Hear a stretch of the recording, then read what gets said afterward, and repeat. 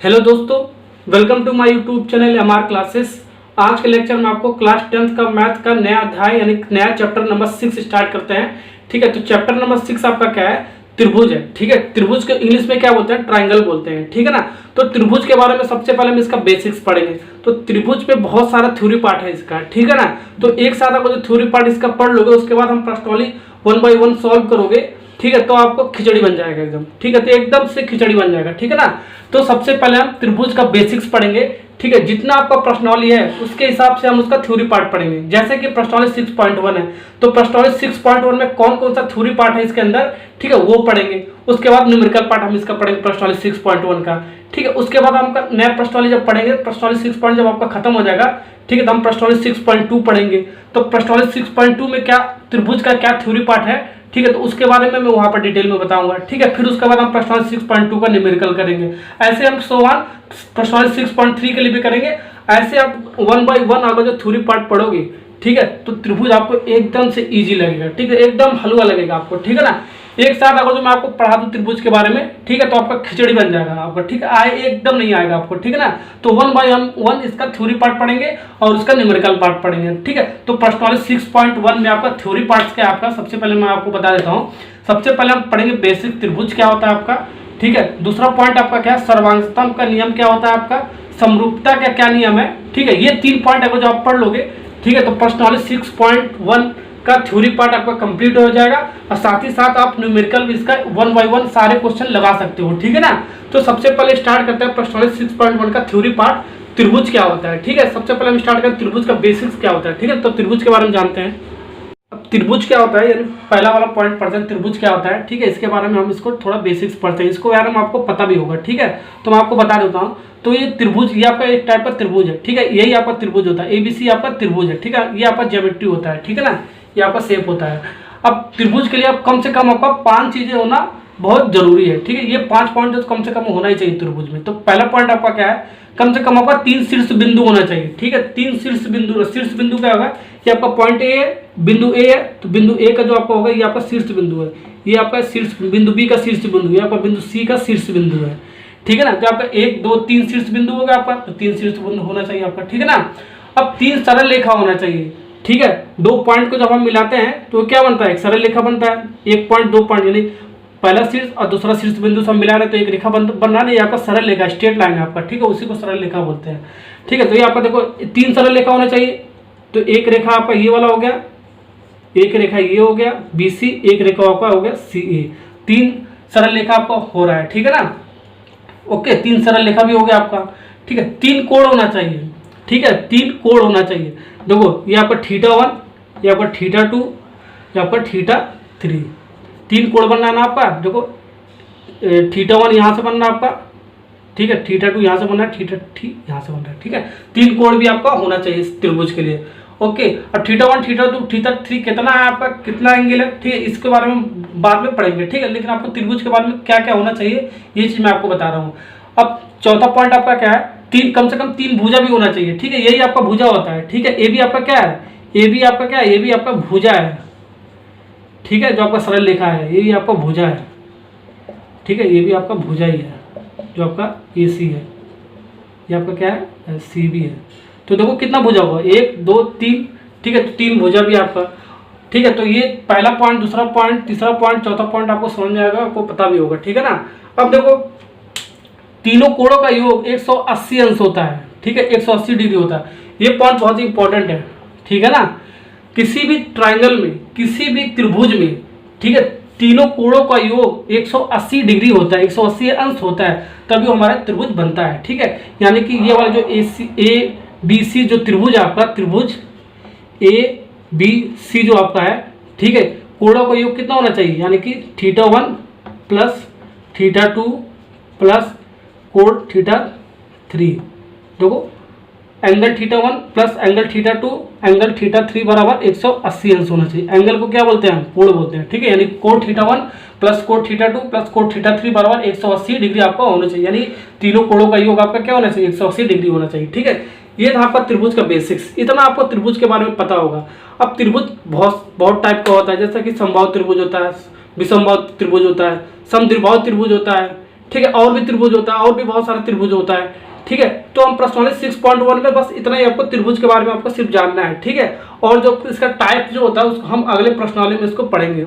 अब मैं आपको सेकंड वाला पॉइंट और थर्ड वाला पॉइंट कंबाइन करके बताऊंगा। ठीक है, सर्वांग सम क्या होता है, इसका क्या नियम होता है, समरूप क्या होता है, इसका नियम क्या होता है। ठीक है, दोनों हम कंबाइन करके पढ़ेंगे तो आपको एकदम इजी तरीके से आपको समझ में आएगा। ठीक है ना, तो चलो पढ़ते हैं। ठीक है, तो सेकंड वाला पॉइंट आपका क्या है, सर्वांग समता के नियम, और थर्ड वाला पॉइंट आपका क्या है, समरूपता के नियम। यानी किसी भी दो आकृति के लिए हम बात कर रहे हैं। ठीक है, कोई भी आपका दो फिगर दिया होगा उसके लिए हम सर्वांग सम कब पहचानेंगे, समरूप कब पहचानेंगे। ठीक है, इसके लिए हम कंडीशन पढ़ेंगे। ठीक है ना, तो सर्वांग सम के लिए क्या होता है आपका पहला पॉइंट आपका क्या है, शेप बराबर होना चाहिए। दोनों आकृति का जो आपका शेप दिया होगा उसका बराबर होना चाहिए। ठीक है, और साइज भी साथ ही साथ साइज भी बराबर होना चाहिए। ठीक है, और समरूप में क्या होना चाहिए, शेप बराबर होना चाहिए, साइज से में मतलब नहीं है। ठीक है, साइज का हम बात ही नहीं करेंगे इसमें, सिर्फ हमें इसको शेप देखना है कि बराबर है या नहीं है। ठीक है, और सर्वांग सम को हम डिनोट कैसे करते हैं। ठीक है, चिन्ह आपका क्या है, ये वाला चिन्ह है। ठीक है, और इसका समरूप का क्या चिन्ह आपका, ये वाला चिन्ह है। ठीक है ना, अब देखो इसको एग्जाम्पल से समझते हैं। ये आपका ट्राइंगल है,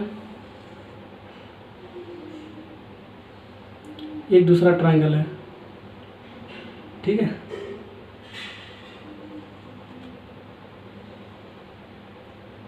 ओके, ठीक है ना। अब देखो ये आपका है, देखो ये आपका शेप आपका बराबर है ना, ये आपका त्रिभुज है।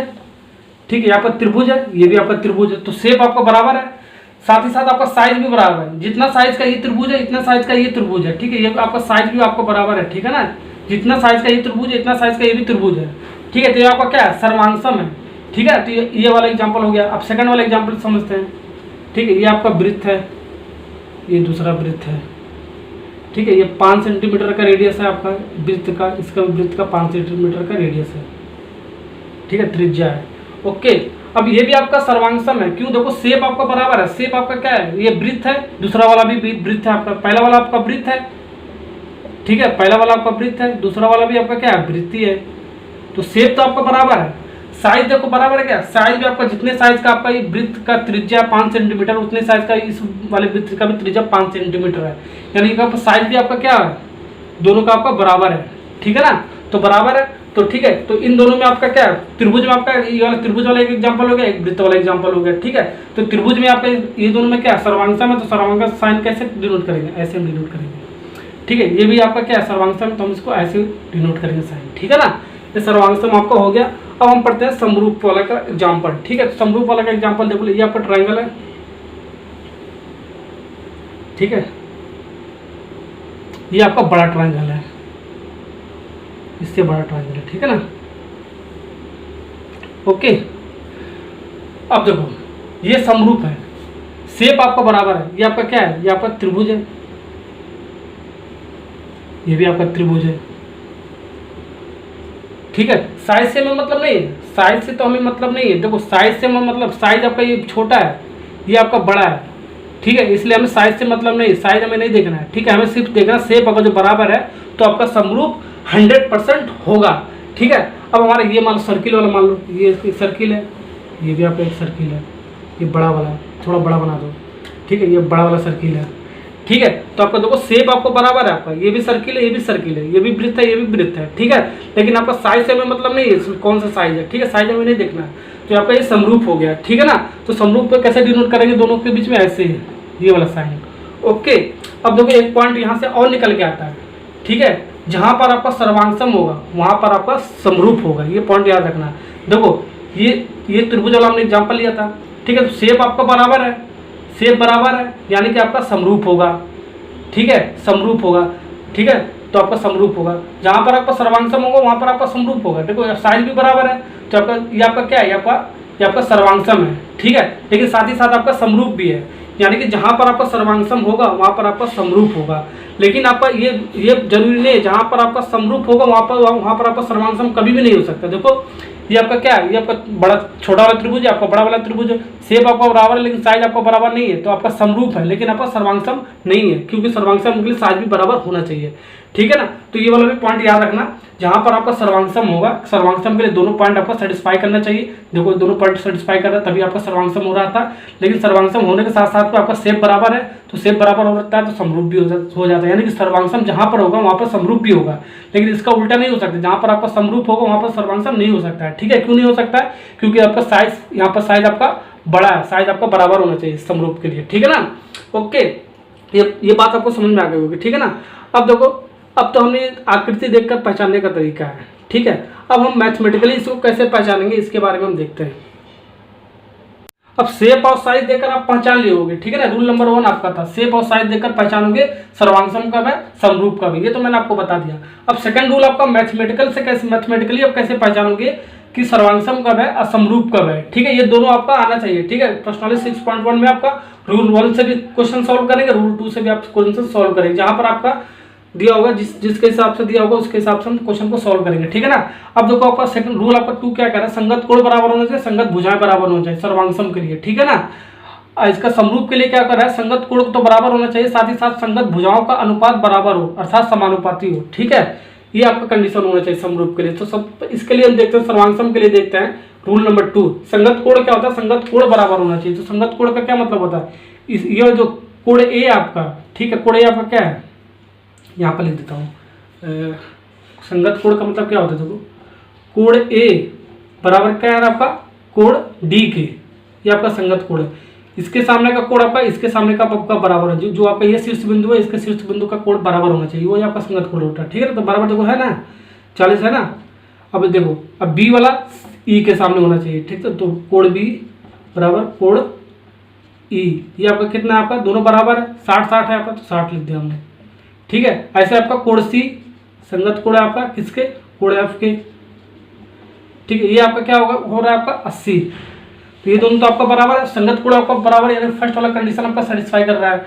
ठीक है, इस वाले आकृति में तो पहला वाला आपका संगत कोण बराबर आपका सेटिस्फाई कर रहा है, तो सेकंड वाला पॉइंट संगत भुजाएं भी बराबर होना चाहिए, तभी आपका सर्वांगसम होगा, क्योंकि इसका भुजाएं बराबर है। क्या एसी, ये आपका क्या है, एसी आपका क्या भुजा है, और इसके संगत वाली भुजा क्या आपका डीएफ है, तो नहीं, यानी कि एसी बराबर ये जो भुजा है आपका AC बराबर DF, ये कितना आपका बराबर आपका, देखो 2-2 है आपका।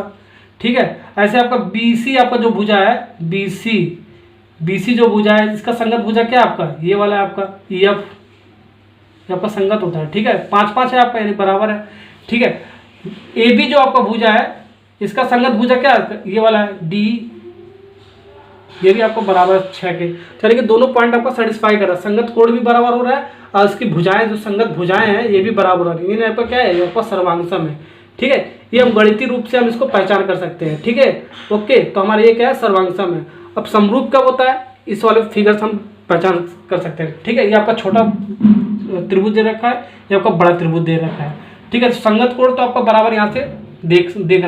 ठीक है ना, कोण ए बराबर कोण डी के आपका, तो यही वाला आपका तीनों है। ठीक है, यहाँ पर मैं नहीं लिख रहा हूँ। ठीक है ना, देखो ये भी 60-40 है, ये भी 40 है, कोण बी बराबर कोण ई आपका, ये भी 60 है आपका, और कोण सी बराबर कोण एफ, ये भी आपका 80 है, तो संगत भुज कोण तो आपको बराबर है।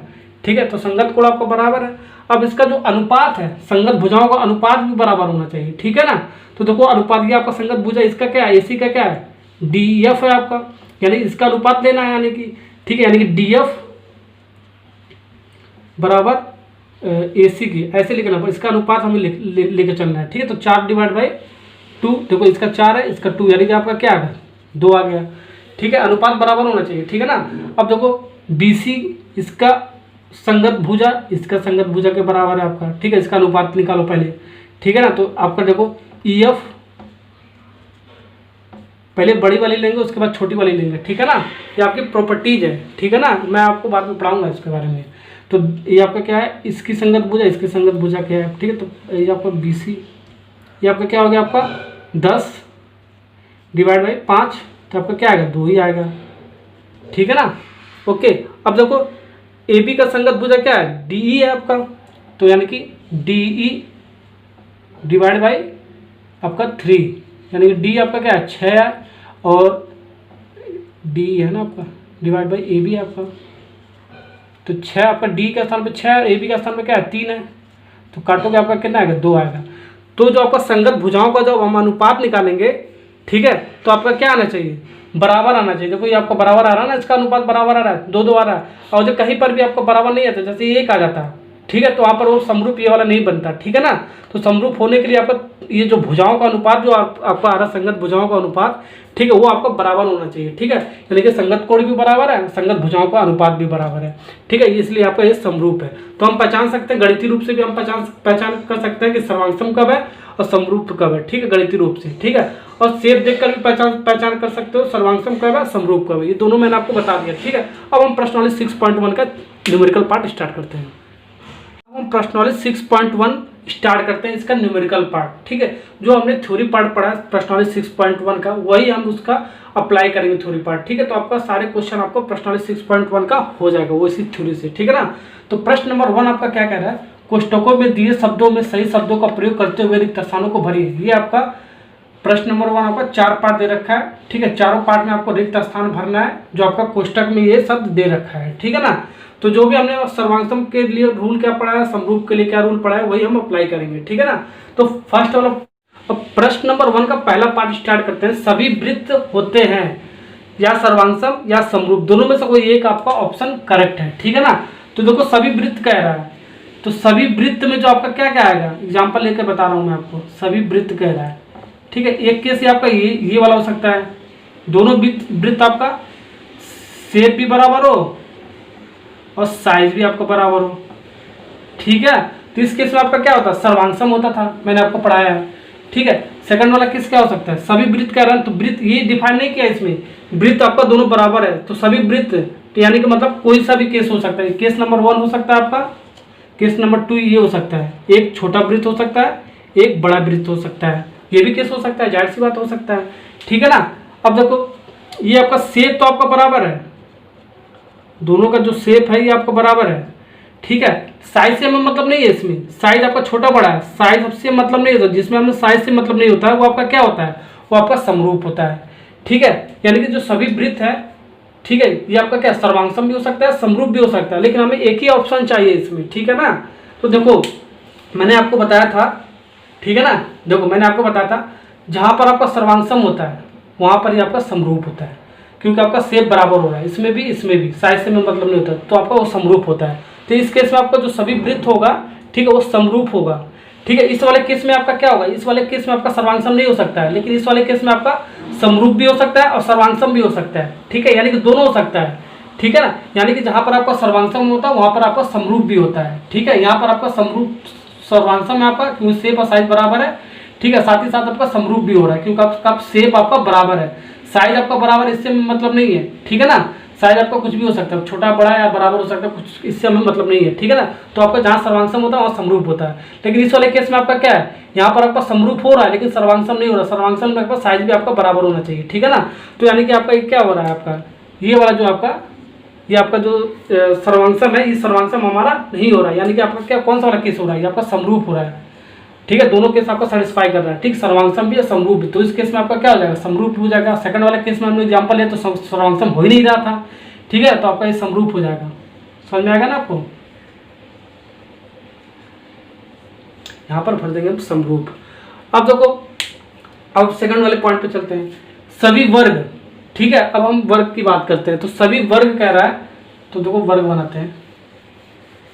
सभी वर्ग का क्या मतलब है, सभी, इसका भी यही मतलब होगा, सभी वर्ग या तो आपका छोटा बड़ा हो सकता है, देखो, या तो बराबर हो सकता है सभी वर्ग, ठीक है, या तो आपका एक छोटा एक बड़ा हो सकता है, ठीक है। तो ये आपका क्या होगा, आपका सर्वांगसम हो गया, ठीक है ना, ऐसे साइन लगाते हैं ना सर्वांगसम का, ठीक है। ये आपका क्या हो गया, सर्वांगसम हो गया आपका, ठीक है ना, ये आपका सर्वांगसम हो गया, क्योंकि आपका शेप और साइज आपका बराबर है। इसमें क्या आपका शेप बराबर है लेकिन साइज से हमें मतलब नहीं होता है, ठीक है, आपका क्या होगा, समरूप हो गया, ठीक है। तो जहाँ पर समरूप होता है वहाँ पर आपका सर्वांगसम नहीं होता है, ठीक है। तो आपका यानी कि ये क्या होगा, ये वाला केस आपका फेल होगा, दोनों आपका नहीं हो रहा है, ठीक है। और जहाँ पर आपका सर्वांगसम होता है वहाँ आपका समरूप भी हो जाता है, ठीक है ना। तो आपका क्या हो जाएगा, ये आपका समरूप भी हो जाएगा। समरूप साइन क्या होता है आपका, ये वाला होता है, ठीक है ना, ये वाला होता है समरूप साइन। तो जहाँ पर आपका सर्वांगसम होगा वहाँ पर समरूप भी होता है, मैंने आपको बताया। तो आपका ये क्या होगा, ये आपका समरूप होगा। जहाँ पर देखो मैं आपको एक रूल बता देता हूँ, ठीक है ना, जहाँ पर आपका सभी का बात करेगा, ठीक है, वहाँ पर आपका 100% समरूप होता ही है। ठीक है, तो आपको फिल इन द ब्लैंक में मार्क आना समरूप। 1 नंबर के क्वेश्चन के लिए आपको बहुत ही इंपॉर्टेंट है ये। ठीक है, तो 1 नंबर में आपका ये 100% एक क्वेश्चन आपका यहाँ से आएगा। ठीक है, जहाँ पर आपका समरूप आएगा, जहाँ पर आपका सभी दिया हुआ, सभी वृत्त, सभी वर्ग, ठीक है, तो आपका क्या हो जाएगा, वो समरूप हो जाएगा। ठीक है ना। अब सभी, तीसरा वाला पॉइंट देखो, सभी समरूप होते हैं, समद्विबाहु त्रिभुज या समबाहु त्रिभुज, ये आपका दे रखा है। ठीक है, तो सबसे पहले समबाहु क्या होता है मैं आपको बता देता हूँ। समबाहु, समद्विबाहु मैं बाद में बताऊंगा। ठीक है, समबाहु क्या होता है, समबाहु त्रिभुज। ठीक है, ओके। समबाहु क्या होता है आपका, देखो समबाहु का मतलब क्या होता है, 2 त्रिभुज दिया है, एक त्रिभुज ये, एक त्रिभुज ये। ठीक है, 60 डिग्री इसका भी होता है, 60 डिग्री, सभी एंगल आपका कितना होना चाहिए, 60 डिग्री होना चाहिए।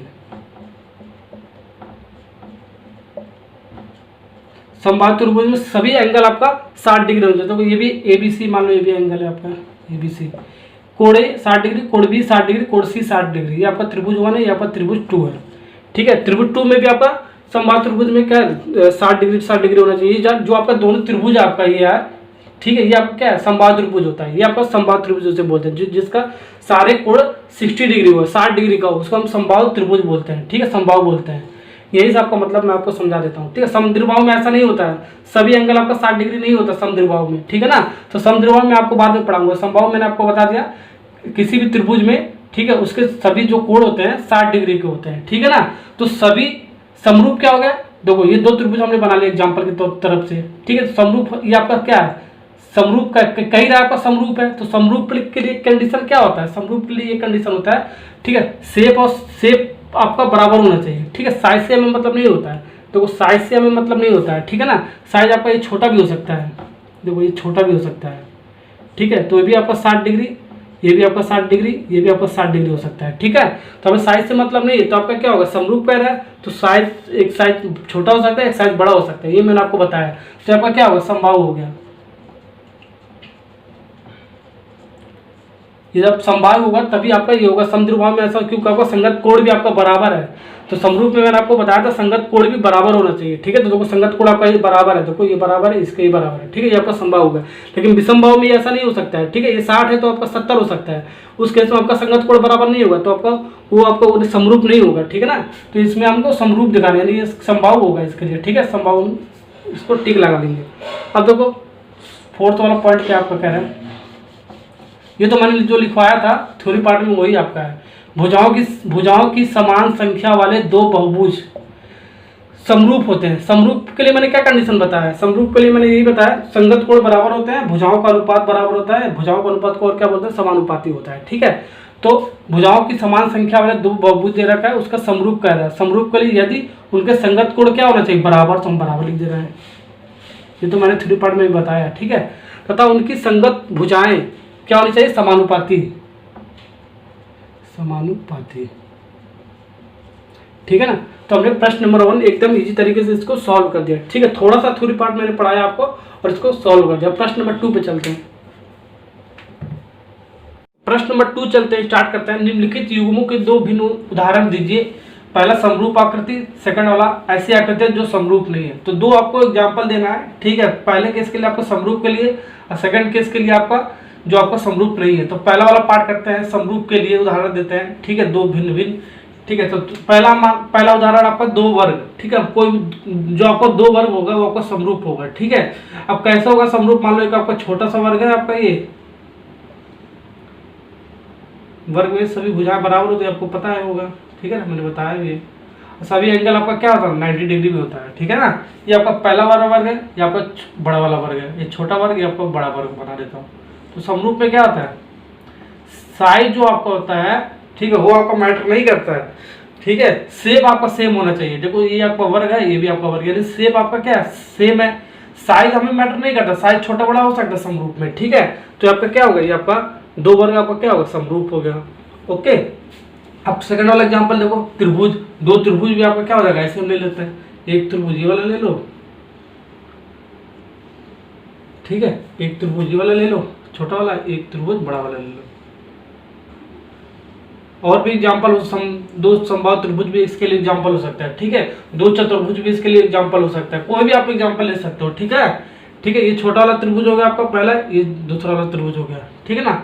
अब देखो शेप आपका क्या है, ये भी त्रिभुज है, ये भी त्रिभुज है, दोनों आपका क्या है, त्रिभुज ही है, ठीक है ना, दोनों आपका त्रिभुज ही है।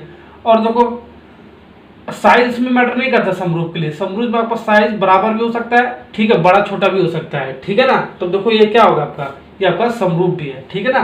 तो दो त्रिभुज आपका समरूप का भी मैंने एग्जांपल दे दिया।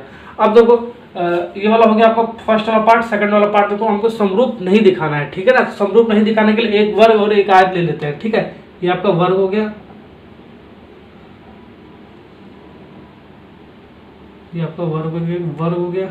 वर्ग में सभी भुजाएं बराबर होती है, ये इसकी भुजा, इसकी भुजा, इसकी बराबर होती है, ठीक है ना।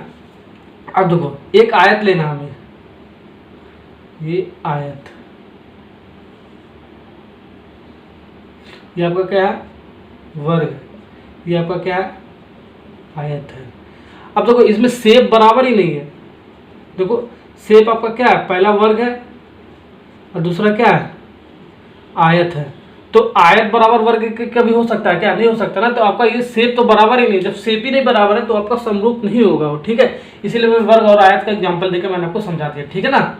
ओके, अब देखो सेकंड वाला एग्जांपल देखो, वर्ग तथा त्रिभुज। तो एक वर्ग ले लो, सभी भुजाएं बराबर होती वर्ग की, ठीक है। सेकंड ले लो त्रिभुज, ओके, ये आपका त्रिभुज है। तो इसमें देखो इसमें शेप बराबर क्या है, इसमें भी शेप बराबर नहीं, इसलिए आपका क्या होगा, समरूप नहीं है आपका। यही आपको एग्जांपल देना, समरूप नहीं है, ठीक है। तो वर्ग बराबर नहीं है त्रिभुज के, ठीक है, इसलिए हमारा क्या होगा, समरूप नहीं है, ठीक है। ये वाला भी क्वेश्चन हमने एकदम इजी से कर लिया। क्वेश्चन नंबर 3 पे चलते हैं।